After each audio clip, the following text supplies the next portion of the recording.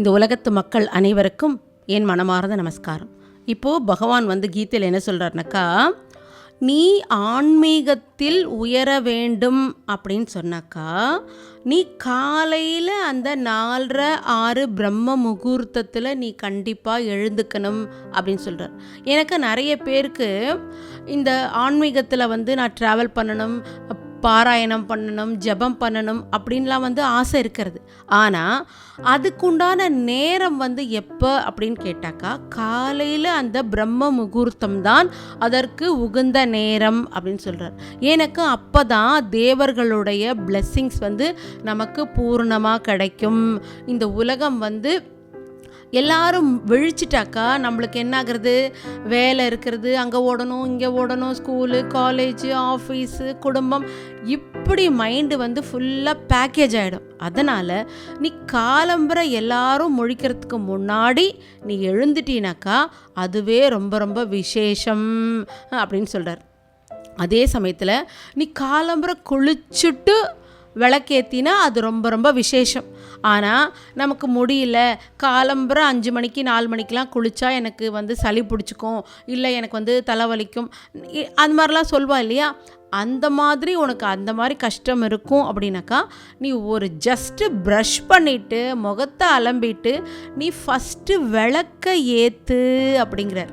ஏன்னாக்கா அந்த சூரியன் வரத்துக்கு முன்னாடி அந்த சூரியனை வெல்கம் பண்ணுறதுக்காக நம்ம வீட்டில் பூஜை அறையில் விளக்கேற்றி அந்த விளக்கில் இருக்க அக்னி மூலமாக அந்த லோகம், இந்த உலகத்தினுடைய அக்னி யார், சூரியன் இல்லையா, அவரை வரவேற்கும் விதமாக நீ உன் வீட்டில் உன் பூஜை அறையில் முதல்ல விளக்கேற்றி முதல்ல சுவாமி கும்பிடு. தீபஜோதி பரபிரம்மா தீபஜோதி ஜனார்த்தனா தீபோ ஹரத்து மே பாபம் தீபஜோதிர்மகேஸ்வரः சுபம் கரோதி கல்யாணம் ஆரோக்கியம் தன சம்பதாம் சத்ருபுத்தி விநாசாய தீபஜோதிர்நமோஸ்துதே ஆத்மஜோதிர்பிரதிஷ்டாய பிரம்மஜோதிர்நமோஸ்துதே பிரம்மஜோதிர்பிரதிஷ்டாய குருர்ஜோதிர் நமோஸ்துதே. அப்படி சொல்லி இந்த ஸ்லோகம் தெரிஞ்சால் சொல்லலாம். இல்லைனாக்கா நம்ம பகவானை, ஏன்னா அந்த விளக்கு ஏற்றும் போதே என்னுடைய மனசை சுத்தப்படுத்த சொல்லி, என்னுடைய செயல் பர்ஃபெக்டாக இருக்கணும், ஆத்ம ஜோதி என் மைண்டில் அந்த இறை அந்த ஆத்மாவை பற்றின அறிவு வரணும், என்னோட உடல் ஆரோக்கியமாகணும், அதுக்கப்புறம் நான் தனம் சம்பத்துகள் எனக்கு எல்லா விதமான ஐஸ்வர்யங்களும் சேரணும்.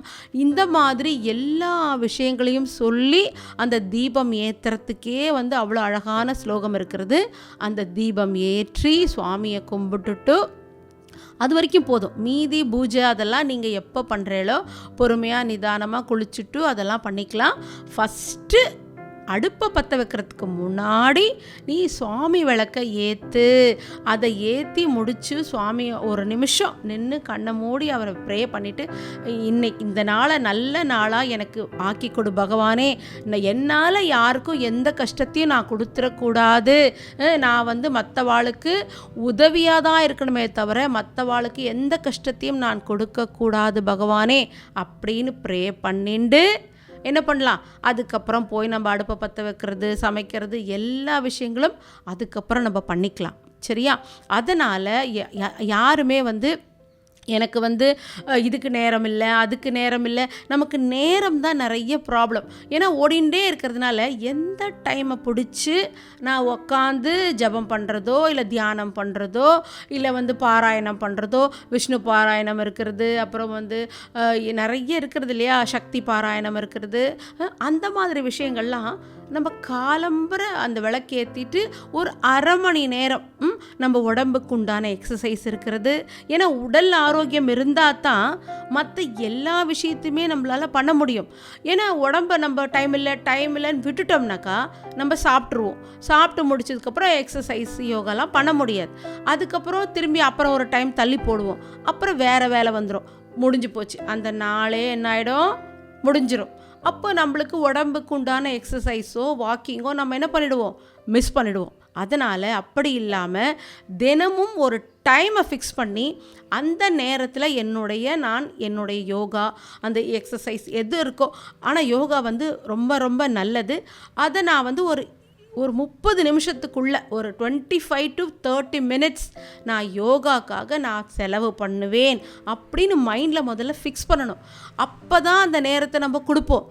இல்லைனாக்கா ஐயோ இந்த டைமில் அதை பண்ணிடலாமே, இதை பண்ணிடலாமே, அதை பண்ணிடலாமேன்னு ஓடிண்டே இருந்தோம்னாக்கா வேலை நமக்கு பிறந்ததுலேருந்து சாகிற வரைக்கும் வேலை இருந்துட்டே தான் இருக்கும். நம்ம தான் அதை விடணுமே தவிர நம்மளை அது விடவே விடாது, டைட்டாக பிடிச்சிக்கும். அதனால் நம்ம என்ன பண்ணணும், அதை பொறுன்னு சொல்லிட்டு நிறுத்திட்டு நம்மளுடைய உடம்புக்குன்னு செய்ய வேண்டிய அந்த எக்ஸசைஸை பண்ணிவிட்டு அதுக்கப்புறம் ஒரு அரை மணி நேரம் உங்களுக்கு வந்து ஸ்ரீராம் ஜெயராம் ஜெய ஜெயராம் பாராயணம் இருக்கிறது. ஏன்னா இந்த கலியுகத்தில் பாராயணமே நம்மளுக்கு வந்து நம்மளுடைய கடை தேத்திடும், பகவானுடைய அந்த கரம், அந்த பாத சரணம் நமக்கு கிடைக்கும் அப்படின்ட்டு கலியுகத்துக்கு சொல்லப்பட்டிருக்கா. ஏன்னு கேளுங்க, முதல்ல இருந்த கிருதயுகம், திரேதாயுகம், துவாபர யுகத்துலலாம் அவதானம், தவம், யஜ்ஞம் அந்த மாதிரி எதோ பெரிய பெரிய விஷயங்கள்லாம் பண்ணி பகவானை அடைஞ்சதை கலியுகத்தில் நீ ஜபம் பண்ணினாலே போதும்பா, நான் உன்னை பிடிச்சிக்கிறேன், நான் உன் கூட வந்துடுறேன். பகவான் நம்ம கூட வரத்துக்கு ரெடியாக இருக்கார், நம்ம தான் அவரை வந்து பிடிச்சிக்கிறதுக்கு ரெடியாக இல்லை. அதனால் எப்படி பகவானை பிடிச்சிக்க முடியும்? அவருடைய நாமத்தை சொல்கிறதன் மூலமாக, அவரை மனசில் நினைக்கிறதன் மூலமாக. எப்பயுமே எனக்கு ஒரு சப்போர்ட் யார் இருக்கா, எனக்கு பகவான் கூட இருக்காருப்பா. நம்ம எதுக்குமே பயப்படவே வேண்டாம். ஏன்னா அந்த பகவானை நம்ம எந்த அளவுக்கு நம்ம மனசில் நினச்சிக்கிறோமோ அவர் நம்ம கூடயே வந்துடுவார். நம்ம ஒரு ஸ்டெப்பு வச்சா போதும், அவர் 10 ஸ்டெப் வச்சு நம்ம கிட்ட வரத்துக்கு ரெடியாக இருக்காரு. அதனால பகவானை பிடிச்சிக்கோ, அவரை வந்து பாத சரணம் பண்ணே, ராம ஜபம் பண்ணே, விஷ்ணு பாராயணம் பண்ணே, சக்தி பாராயணம் நிறைய நமக்கு தெரியும், புக்ஸ் இருக்கிறது, யூடியூப்பில் நிறைய பாராயணங்கள் அந்த வேர்ட்ஸோட போட்டே வச்சிருக்கா. ருத்ரம் இருக்கிறது. என்ன பாராயணம் உனக்கு பண்ண முடியுமோ அதை கற்றுக்கலாம், ஒன்றுமே பிரச்சனை கிடையாது. ஹனுமன் சாலிஷா இருக்கிறது. அதெல்லாம் என்ன பண்ணும் அப்படின்னாக்கா நம்ம மனசை சுத்தம் பண்ணும். நம்மளுக்கு குளிக்கும்போது உடம்பு சுத்தமாகிறது இல்லையா, தண்ணி விட்டு குளிக்கிறோம், உடம்பு சுத்தம். அப்போ மனசை எப்படி சுத்தம் பண்ணுறது? தண்ணி போட்டெல்லாம் மனசை சுத்தம் பண்ண முடியாது. அப்போ என்ன பண்ணணும், அந்த பகவானுடைய நாமங்கள் சொல்ல சொல்ல சொல்ல என் மனது சுத்தமாகிறது. மனசுத்தி இறை நாமத்தினால்தான் மனசுத்தி ஏற்படுகிறதுன்னு சாஸ்திரமே சொல்கிறது. அதனால் நம்ம மனசை வந்து சுத்தம் பண்ணிக்கணும். ஏன்னா வெளி உலகத்தில் நம்ம டிரான்சாக்ஷன் பண்ணிகிட்டே இருக்கோம் இல்லையா, அதனால எல்லா விஷயத்தையும் கேட்குறோம், பேசுகிறோம். அப்போது என்ன ஆகுறதுனாக்கா மனசு வந்து ஆட்டோமேட்டிக்காக அது வந்து அழுக்காயிடும். அப்போது அந்த அழுக்க சுத்தம் பண்ணுறதுக்கு பகவானுடைய பாராயணம், நாமம், அந்த மாதிரி விஷயங்கள், ராமாயணம், மகாபாரதம், இந்த மாதிரி சத்து விஷயங்கள் தான் என் மனசை வந்து தூய்மைப்படுத்தும். அதனால் உடலுக்கு ஆரோக்கியத்திற்கு வந்து நம்ம எக்ஸசைஸ் பண்ணுறோம். மன சுத்தி, மன ஆரோக்கியத்துக்கு நம்ம என்ன பண்ணுறோம், பாராயணம், ஜபம் அதெல்லாம் பண்ணுறோம். அதெல்லாம் பண்ணி முடிச்சுட்டு ஒரு மணி நேரம் உங்களுக்காக தனியாக ஒதுக்கி வச்சுக்கோங்க. 24 ஹவர்ஸில் 1 மணி நேரமாவது உங்களுக்காக நீங்கள் செலவு பண்ணணும். ஏன்னாக்கா அதுக்கப்புறம் பார்த்தா நம்ம குடும்பத்துக்கு, குழந்தைங்களுக்கு, கணவருக்கு, சொசைட்டிக்கு, இப்படியே நம்ம ரிலேஷன்ஸ்க்கு இப்படி நம்ம ஓடிண்டே இருப்போம்.